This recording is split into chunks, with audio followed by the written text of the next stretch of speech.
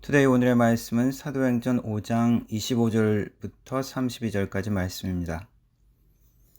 사람이 와서 알리되 보소서 옥에 가두었던 사람들이 성전에 서서 백성을 가르치더이다 하니 성전 맡은 자가 부하들과 같이 가서 그들을 잡아왔으나 강제로 못함은 백성들이 돌로 칠까 두려워함이더라. 그들을 끌어다가 공회 앞에 세우니 대제사장이 물어 이르되 우리가 이 이름으로 사람을 가르치지 말라고 언금하였을 때 너희가 너희 가르침을 예루살렘에 가득하게 하니 이 사람의 피를 우리에게로 돌리고자 함이로다.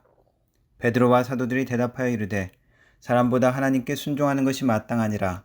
너희가 나무에 달아 죽인 예수를 우리 조상의 하나님이 살리시고 이스라엘에게 회개함과 죄사함을 주시려고 그의 오른손으로 높이사 임금과 구주로 삼으셨느니라.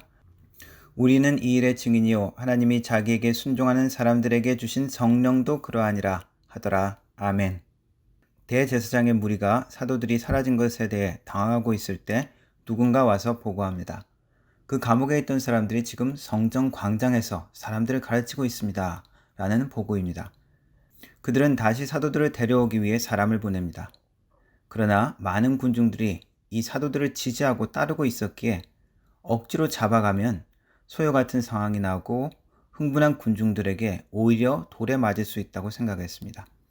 그래서 강제로 하지 못하고 그냥 조용히 말로 따라오라고만 했을 것 같습니다.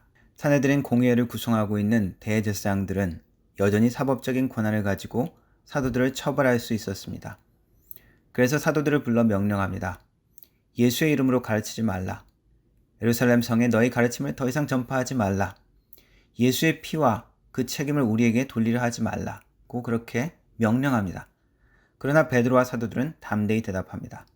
우리는 너희 말보다 하나님의 말씀에 먼저 순종하겠다. 그리고 또 이렇게 이야기합니다.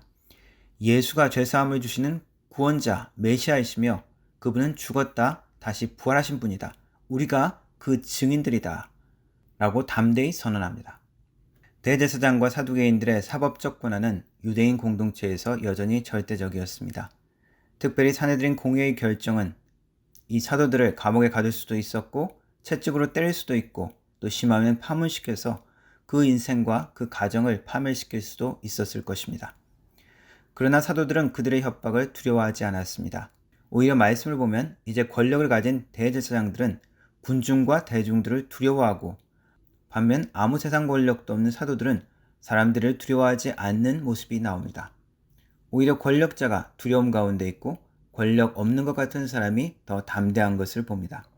사람을 두려워하지 않는다는 것은 상대방을 존중하지 않고 무시하고 함부로 대하는 것을 의미하지 않습니다. 난 사람 눈치를 전혀 보지 않는다고 말하면서 공감하지 못하고 절제 없이 말을 내뱉는 경우도 있습니다. 성경에서 사람을 두려워하지 말고 사람에게 순종하지 말아야 한다는 것은 당연히 독선적이고 배려 없는 것을 의미하지 않습니다. 예의 없이 함부로 살라는 것이 당연히 아니죠. 그러나 사람을 두려워해서 사람을 기쁘게 하려고 하나님의 뜻에 마음을 닫고 영적 길을 막는 경우가 있습니다. 우리는 이것을 경계해야 합니다. 사람 때문에 하나님께 불순종하게 되는 것을 주의해야 합니다.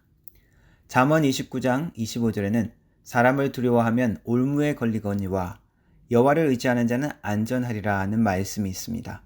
동물을 사냥하는 도구 중에 올무가 있습니다. 처음 한번 탁 걸렸을 때는 놀라서 동물들이 도망가려고 발부등을 칩니다. 그러나 그러면 그럴수록 더 세게 조여오고 꼼짝 못하게 만드는 것이 덫 올무입니다.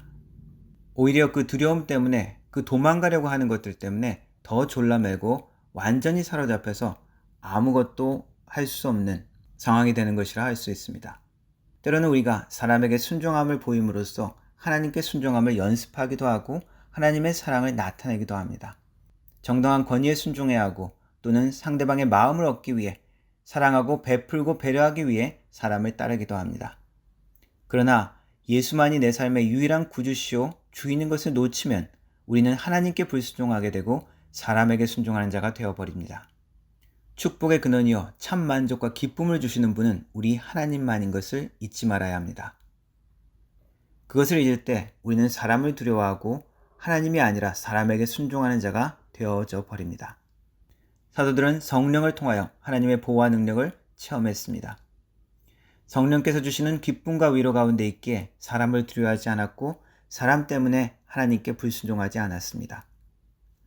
오늘도 주님만이 우리를 모든 해악에서 보호해 주시는 그분임을 고백합시다. 그리고 매 순간 성령을 통해서 우리를 만나주시는 주님의 능력과 보호 안에 거하도록 기도합시다.